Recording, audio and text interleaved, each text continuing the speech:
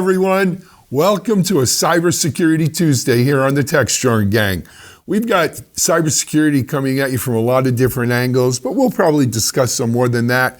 You're watching Techstrong gang.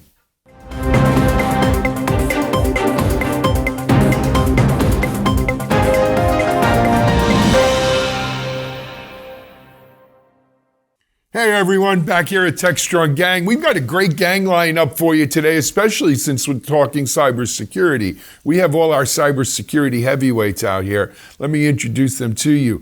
First of all, coming at us from the Mile High City, our CTO and Techstrong Research Analyst Principal, Mitch Ashley. Hey Mitch, welcome. Hey, good day. Happy Tuesday, man. Happy Tuesday. And then coming at us, not from the usual nautical setup. He's actually up in Canada where, unbeknownst to him, he has a perfect view of the eclipse. And we're going to hear all about that. The one and only Chris Blask. Hey, Chris, how are you? Loving life. Good to see you, folks. Good to see you, Chris. And then, of course, joining us here live in our Boca Raton headquarters, our Chief Content Officer, Mike, the Dancing Machine Vizard. Hey, Mike, how are you? That's going to requires too much explanation, I think. Yeah, we're not going to get into it. But Mike, it's another video. Yeah, another time. But we've got cyber to talk about. Why don't you kick it off? Well, there's been some interesting developments involving an open source package that the Linux distribution was heavily dependent upon, and it turns out that one of the so-called legitimate contributors was putting some malicious code in there on purpose, and it created a dependency and a backdoor that people could exploit. And I guess I'm going to jump to Chris right here, but is this more common than we realize? I mean, are people kind of taking advantage of the goodwill of the open source community to start injecting malicious code into these things and creating dependencies in ways that we don't appreciate? I mean, how broad a problem is this? I would, the clear answer is yes and no, right? Everything will be okay. However, right, as always, we're moving through time together where we have capabilities, and for various reasons in the security world, the attackers, people who want to exploit things, tend to take their first step. And they're taking that step because suddenly they can. Could you have done this sort of thing 10 years ago or 20 years ago? Yes, maybe. But the effort would have been too great or impact too low or whatnot. So we're moving in step, right? We discuss this all the time in the supply chain world, right? This is software bill of materials type of stuff where can I tell what's inside things? And there's a phrase I found myself using a lot in the last couple of years, time to transparency, right? And this is another good example of one of these things where in this case, if it hadn't been for some random, developer noticing, some 500 millisecond delay, we wouldn't be finding this now. And it would just take too long to find it. But obviously it's, the exploit is sort of a classic. It's not even a cyber. This is just, we've been doing this sort of stuff for thousands of years. People like breaking into things. Somebody found a way into things and it would take too long to find them. So we need to lower the time to transparency in these sort of things. We obviously can't be doing it by hand, going through every piece of code. So it makes us look at these relationships. How do we attest to what's inside things? We're about to find out. Yeah. Look, this is legit. I mean, thank God for this guy at Microsoft who found this. But one of the things they teach you in law school when they're teaching you how to draft contracts is to try to anticipate every eventuality. So how high up the chain is the eventuality of someone who's seems to be working legitimately on code for months and months and months and now starts injecting malicious code into things? Do we have deep, sleeper rings that have been put in here by nation states? Or again, as someone who's been in security for so many years, it's so frustrating. How do you plan for these eventualities? I mean, you could try to plan, but how do you really stop this kind of stuff? Or do we just put everything into response? You know, Alan, I think one of the things about this that stands out, there are several things, but one of them is they think the person who injected this malicious code in the actually tar process of the files that got distributed has been working with the project for a couple of years. So somewhere, I'm not sure exactly how long it is, but became a contributor, slowly adding, getting more involved to the point where a lot of trust was built up, and then boom. Now, account could have been compromised, but they don't think that's what happened. This is the cybersecurity equivalent of a sleeper cell, right? This is an account sitting out there getting ready to wake up. Or was this a good guy who, who's the doctor in Dune? Dr. Yao? Who? Yeah, Yui. Did someone kidnap his wife and force him in and break his training? Imperial training, yeah. I think that could happen. And at some level, who cares? What really matters is that this happened, and how do we prevent it or detect it and respond going forward? Chris, what should the security teams be doing with their development teams? Because there's all this open source code. It adds a tremendous amount of value, no doubt, but when there's an issue or a patch or some sort of problem arrives, we got to wait for some open source team to go fix it. And frankly, a lot of those folks might be thinking about it as a hobby, and they're not getting paid to do security patches, so they might not actually prioritize that anytime soon. So how do we kind of create some sort of management workflow around open source software? Well, in short, we do now. Right. This is something we're all in together. Open source software is behind everything. We couldn't be having this call right now. And, if without all that. So, there's a lot of security 101 in this, right? Figure out who you are. What's your criticality? What's your biggest risk? For most businesses, the biggest risk, has nothing to do with cyber. You start a small company, it'll probably go out of business. Most do. Right. And for lots and lots of reasons, it won't come down to a cyber hack. Well, it's like Baltimore, just like a lot of our friends, as soon as a ship hits a pier, you start getting people asking, could it be a cyber attack? It's like, yeah, probably an industrial accident, because those kind of happen all the time. So what should you do? You look at if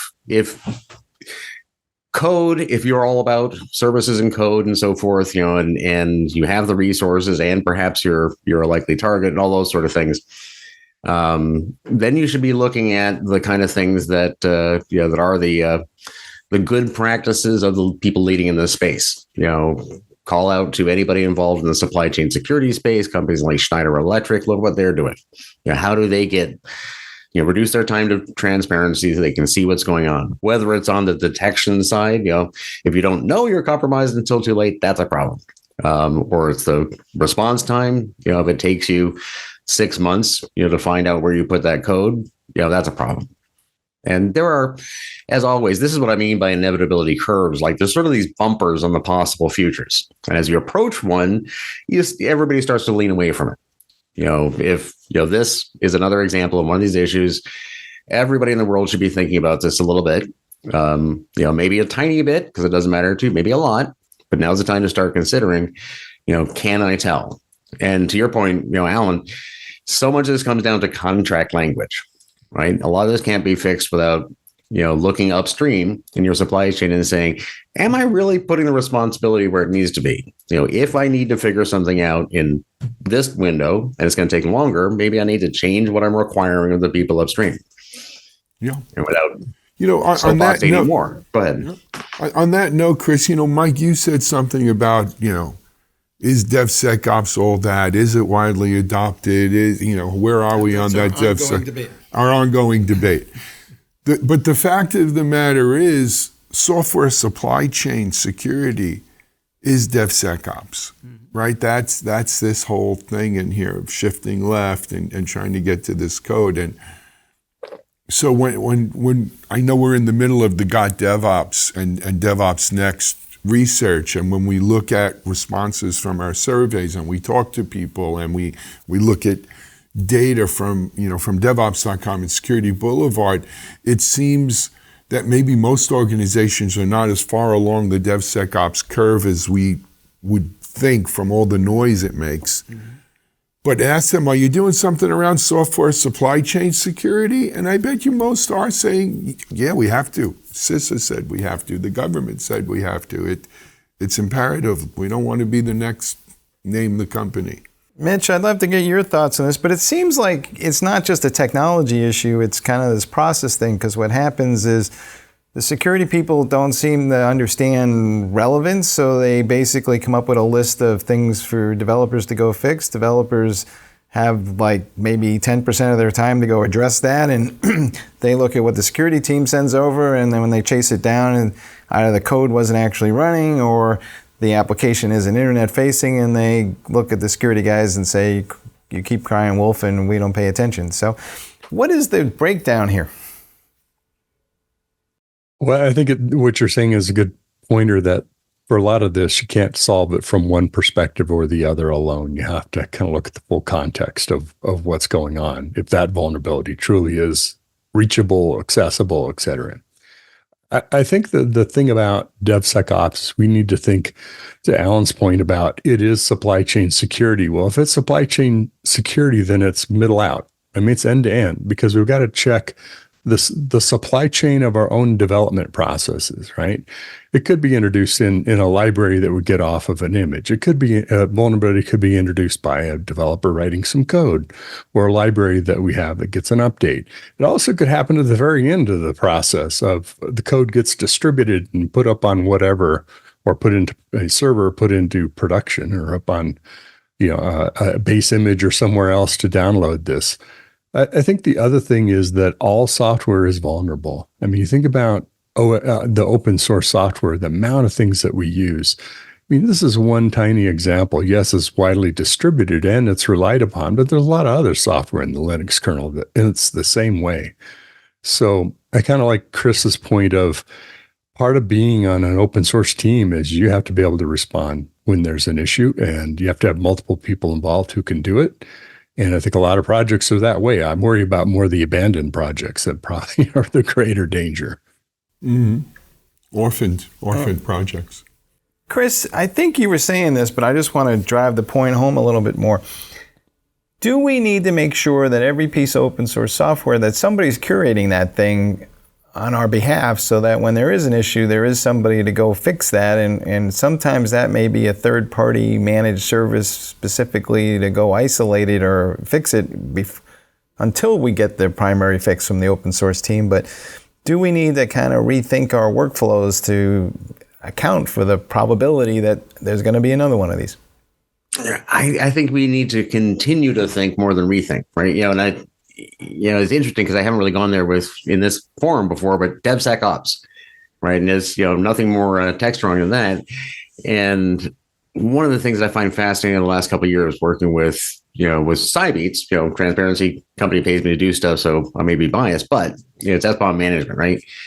And one of my thoughts, my predictions of this transparency era, as we start to put more communications in place, is that DevSecOps teams get along better with the rest of the company. And we found that actually happening in real companies where it's like, can you see where your SBOMs are? Can you match them to your VEX vulnerabilities things? What else is good? We're not fighting with DevSecOps so much because now we can understand, that's why they want something. As opposed to, as security people, we have a negative tendency to say, if you don't do these things, you're a bad person, or you're a bad management team, you're a bad company. Instead of saying, understanding, being clear with each other is like, I understand that I'm security, but if there's not enough money to pay the salaries, then we're not even a company. So how do we talk to each other in the time available, again, that time to transparency thing? And this sort of stuff that's going on in supply chain right now is helping vendors and customers have better communication, specifically helping DevSecOps and development and other parts of the company talk to each other. And that's more useful than all the technology because now you can communicate about why you're doing things. So that goes to the heart of DevOps, right? One of the things, DevOps isn't about tools in spite of what people out there may think. It is about culture. It is about communication. It is about breaking down silos between disparate teams like security and development and ops and testing and what have you. So I'm glad to hear you say that, Chris, because, I think the DevOps gods are smiling down upon you for recognizing that is exactly what we're supposed to be achieving with DevOps, right? We may not have the best tools. We may not automate everything. We may, we could always have better quality. But when we can deepen those lines of communications, good things will happen. I don't know. I'm doing this a long time, and there's Log4j before this, and God knows what before that, and every time it's the same thing. By golly, this is a wake-up call, and then about 10 minutes later, everybody rolls over and hits the snooze button, and they move on. I think it's just the alarm going off again today, right? It's Groundhog Day. We change, right? We go through evolutionary plateaus, right? And you're right. I look at these sort of things like Log4j or Stuxnet or whatever as interesting little tools along the way. Because, we all go, wake up call. It's not really a wake up call. It's just sort of level your game up. Now you need to do this much. Now, is it going to be exciting and as thrilling as that wake up call? No. It's going to become something boring you don't pay any attention to.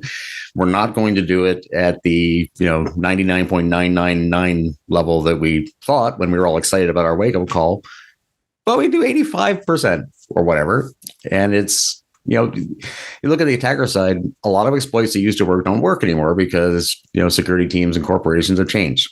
So we're evolving together. It's always a new challenge. And we're not, as a Marcus Raynham, the closest you get to the firewall, he and I had this long debate for a couple of decades, right? And it's but Marcus would use the space shuttle, right? The space shuttle was a bad idea because we should have engineered it properly from the beginning. My argument is maybe, but we wouldn't have. We never would have done it, right? And it's the same sort of thing. Could we, as engineers or as security people, we can say, well, we should have been right the first time. Or, and Fred Cohen and I have been doing this radio show and interviewing a lot of, old timers, even by our standards, right? If you go all the way, Vint Cerf, he's been doing a series of Vint Cerf, and you go all the way back to the beginning, it's like, could you built it more secure at the beginning? No, you couldn't have. Was there an ideal technical way to do it? Maybe, but that wasn't going to happen. And what we get out of it actually is better. It's more realistic, it's more fungible, more flexible, more redundant. But we settle into these modes where it's worked for the last 18 months, and I haven't addressed ABC, and suddenly it blew up. All right, from now on, you're addressing ABC. Build it in. All right. Then DNF comes at up. it.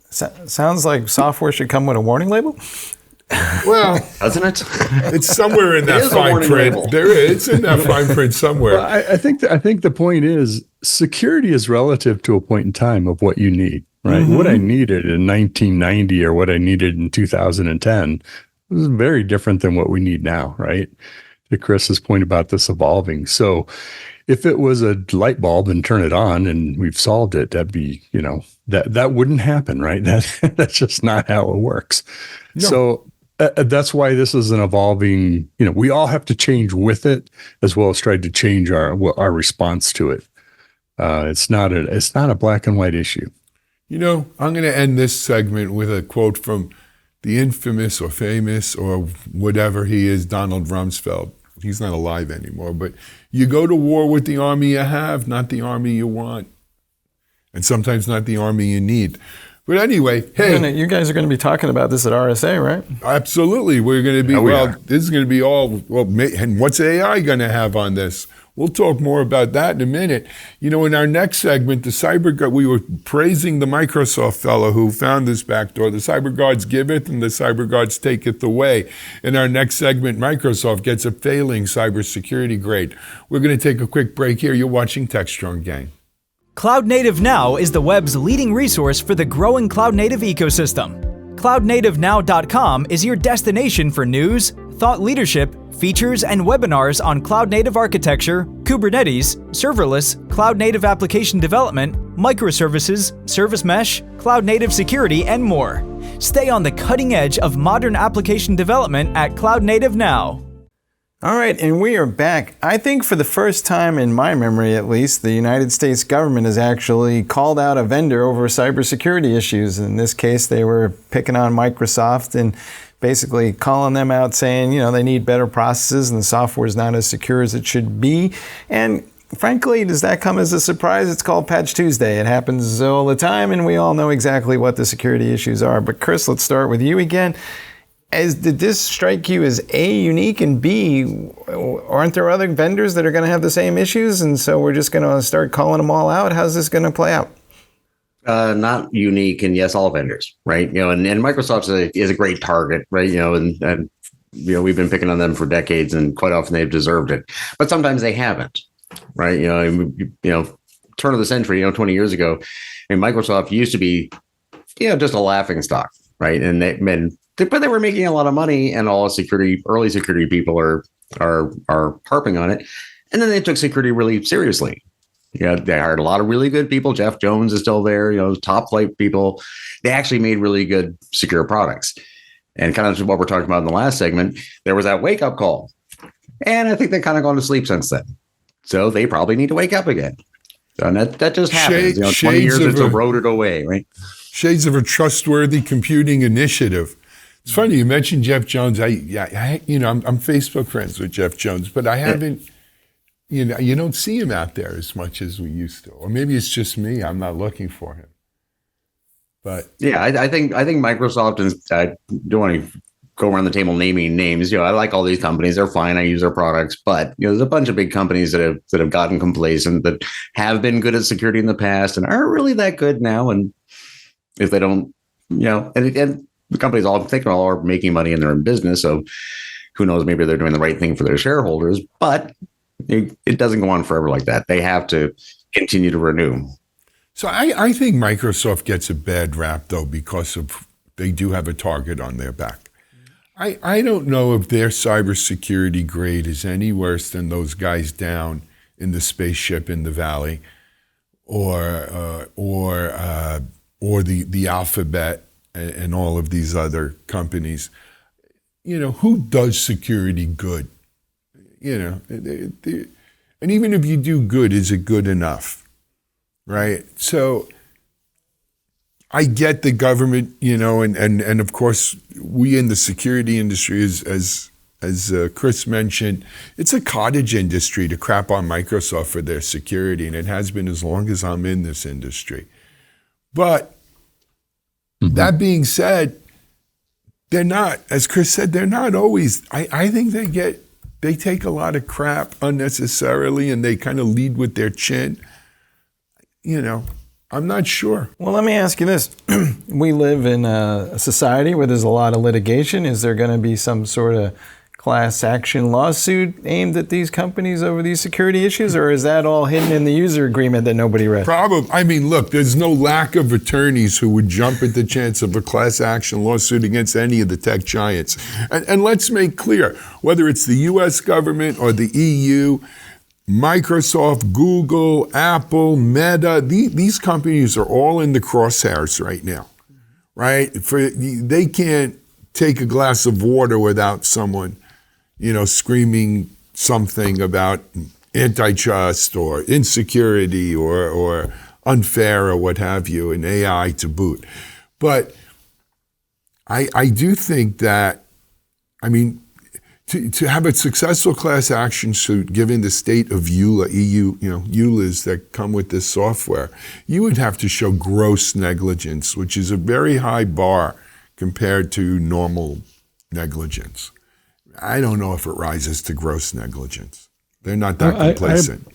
I play the Mike Vizard philosophy here. I'm kind of cynical about this. To quote Game of Thrones, this is an incidence of shame, shame, shame. The government trying to shame Microsoft for this, right? And okay, well, let's shame AT&T. Let's shame everybody else that got hacked last week. This just happened to be in the government servers, or not in their servers, in their service that they're using for Microsoft for email and other things. And yeah, it needs to be secure. And yeah, they have found a flaw in it. But you know what? As users of these technologies, we know, as security professionals know, all of it's going to get hacked in some way, some form, some shape, someday, multiple times. And so, sounds like the government's sitting on its ears or sitting on its hands. And, bad thing happened at Microsoft. Let's, get out the red flag and shame them. I think it's while maybe it helps them take it more seriously, I doubt it. I think they already take it more serious enough. Chris, what's your thought about it? Is the government in a position to actually evaluate these things? Because sometimes I wonder, where is the level of expertise who's measuring the standard for security for any software vendor? It is interesting you ask, right? Because I do a lot of public-private stuff, right? In the supply chain space, and I saw on our list of topics for today, public-private sort of things. We need to understand, like anything else, the governments, governments like the U.S. government, has certain strengths and weaknesses. And let's, to contrapose that, imagine this. So the North Korean government has other strengths and weaknesses, right? And one of the weaknesses of a government like this is that need for transparency. It gets very expensive and it gets clunky and hard to do things. If I can't say, give me your tax money and I'll give it to my best friend, as a contract.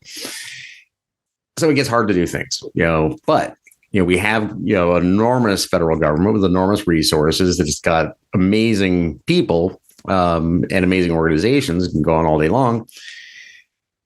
But they're not nimble, they're not fast in general, and they have other downsides.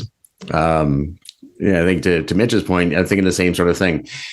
If I try to put a positive spin on this, if it's nothing but, the U.S. federal government, just poking a major company just to get their attention, might work, might not. I don't know. But I think that net is probably right enough. It could have been some industry review group coming up with the same sort of conclusions.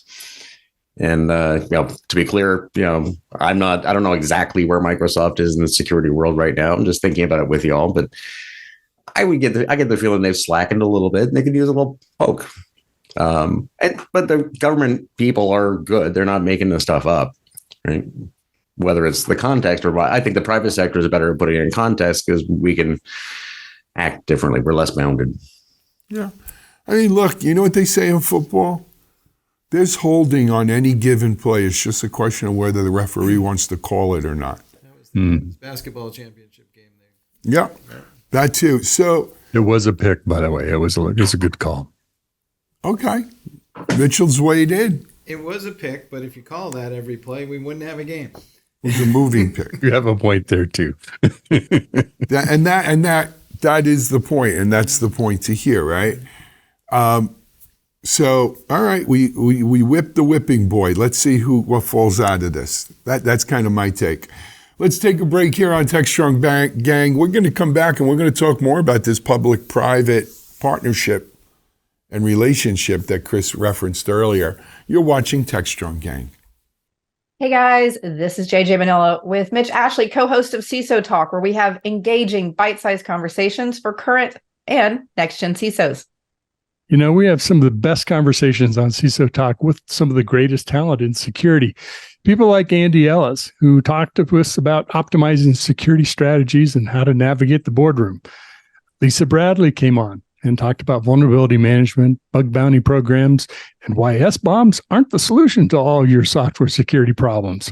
Steve Reynolds was also another great guest, and he talked to us about what not to do when a security incident happens. The what not to do's are great, but we also had Eve Mailer and Steve Bitten on talking about security and third-party software, SaaS applications, and weaponizing AI. So go ahead and join us for the latest episode of CISO Talk. You can find us by going to techstrong.tv/CISO Talk.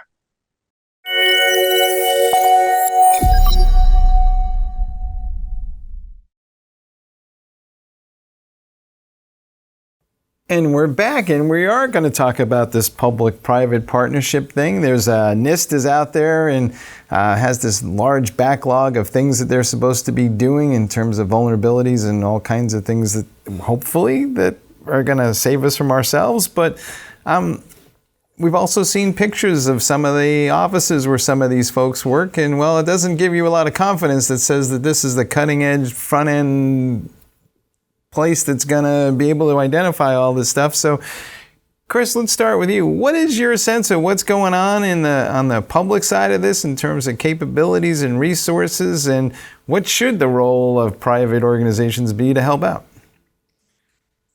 This is a perfect example of my whole obsession with evolution and curves and so forth. I get asked this one a lot over many, many years. And I think a good starting spot is, I always get this wrong, 96 or 98, but there was a presidential directive that there shall be an information sharing and analysis center where the public and private sector will get together to talk about cybersecurity. That order came out, and immediately you didn't get not a single ISAC, you got 6 or 12 or whatever. As we have these information sharing nodes now for a quarter of a century that have been developing, the healthcare ISAC, the automotive ISAC, some of the energy sector, financial sector ISACs are very, very functional. And along that path, things like CRADAs, the Cooperative Research and Development Agreement, legal artifacts were developed between the federal public sector and private sector entities like nonprofit ISACs to allow them to collaborate. And if you look inside, the U.S. federal government, the NIP, the National Infrastructure Protection Plan, the sector coordinating councils, you have all these structures that have developed over that time, this last, quarter century or so. And they, you look before that, we didn't have that cooperation. So look, for those of us who sort of grew up during that, you can say it's not as good as it should be, or it needs to be this, that, or the other. And as long as it keeps moving in that direction, in the more recent term, the public-private working groups around supply chain security that started in the Department of Commerce, that have been under CISA, under the Department of Homeland Security, Cybersecurity Infrastructure Security Agency, and our acronyms out there, have just gone through 2 years of creating working group teams, creating sub-teams under those, producing documents that are private sector driven.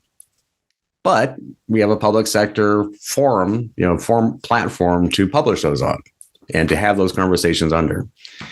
And I think right now, literally right now, this month and this year, I think that particular public-private activity is leveling up. I think we've learned some good lessons over the last couple of years. And I think, as one of the active participants in that, it's up to the private sector. We have to actually believe it, take ownership, lead it, use it. I like having a federal government platform. If I can be part of a group that can agree on something, we can publish that. We can propagate that lots of ways. But if it ends with .gov, that's handy.